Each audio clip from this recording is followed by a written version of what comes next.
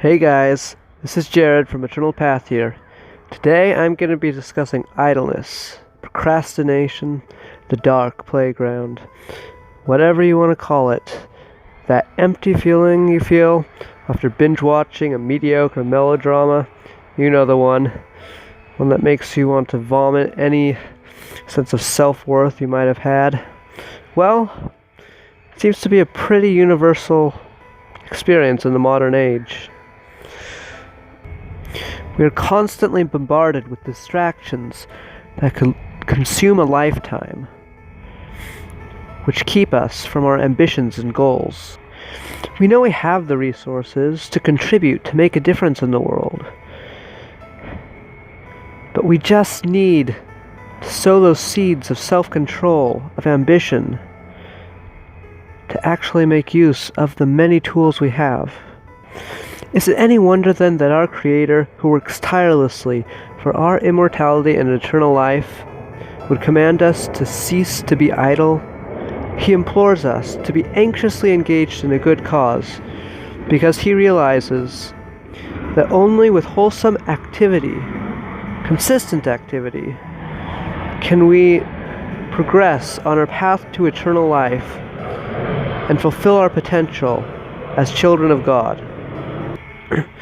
Neil A. Maxwell, a great spiritual philosopher of my religion, has said, "Work is a spiritual necessity, even if for some it is not an economic necessity.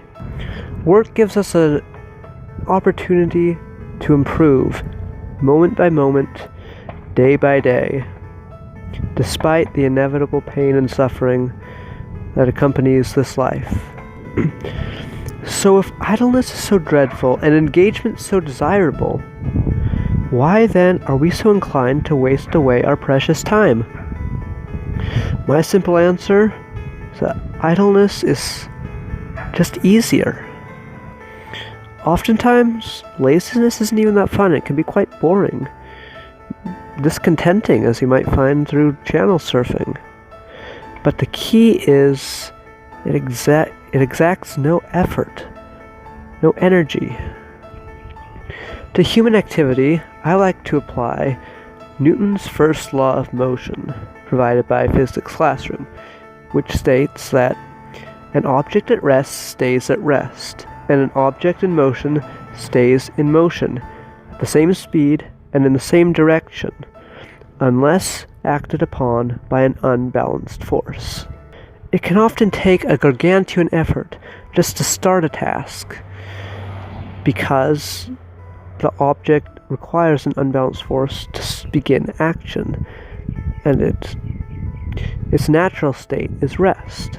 However, after you start moving, after you start acting, the momentum can carry you forward throughout the rest of the task, and your new natural state can become productivity.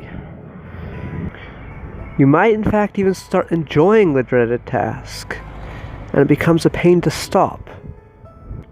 Now that brings me to my first technique to cease procrastination, and that is find and use a lubricant to transition between idleness and action. In the world of physics, a lubricant is a usually oily substance that decreases friction and therefore increases the capacity for motion. What I've personally found to be an excellent productivity lubricant is light music. This signals to my brain that I can simultaneously start my work and stimulate myself with something enjoyable. Of course, there is an initial trade-off with concentration.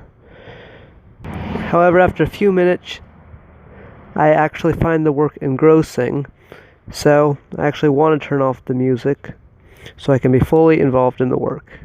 My second tip is to eliminate any barriers when your energy is high that might prevent you from actually just starting on the work. This way you can start your tasks with minimal friction when you're For example, if you want to practice an instrument in the morning, make sure it's all set up the night before. The sheet music is ready, everything is just ready for you to practice and go. Alternatively, if you want to cook a healthy breakfast in the morning, get all the pots and pans and dishes you'll need already set up. You can know the ingredients you need, make sure you have them. You can do any possible preparation the night before. I found one impediment to a productive workflow is a cluttered environment. So whenever you're feeling really lethargic or stuck because of a messy miasma of an environment, start cleaning up. And I think that'll really help. Third, immerse yourself in inspiration.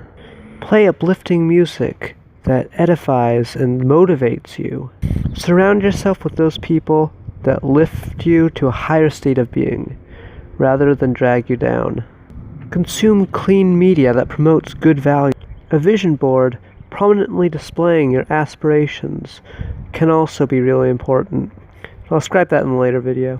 My fourth tip would be to make your goals for each day few but powerful. You'll find that the Pareto or 80-20 principle really applies to the impact that your choices and the activities you engage yourself in each day have on your life. I found that 3 to 5 daily goals is a good rule of thumb. Double down on these, make them a priority, and make sure nothing hampers you from accomplishing them.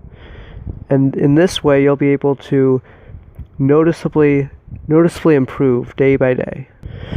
Fifth and finally, sometimes your willpower will be completely drained, so you need to be honest with yourself about how much energy you actually have. If you find yourself totally exhausted, take a meaningful break or go to sleep. Note that this meaningful break is meant to rejuvenate your mind, body, and spirit, not merely to escape from the realities of life. Some such wholesome activities include just talking with friends, or reading, or meditating, just sleeping. When your energy levels are unusually low, I'd recommend you examine your life choices. Try to find what it is that sapped so much of that energy, and try to prevent that in the future. Also find ways that you can increase your energy levels, like exercise or meditation. Now, in conclusion, I challenge you to get up and do something more than dream of your mansions above. Continue on your eternal path. Thank you.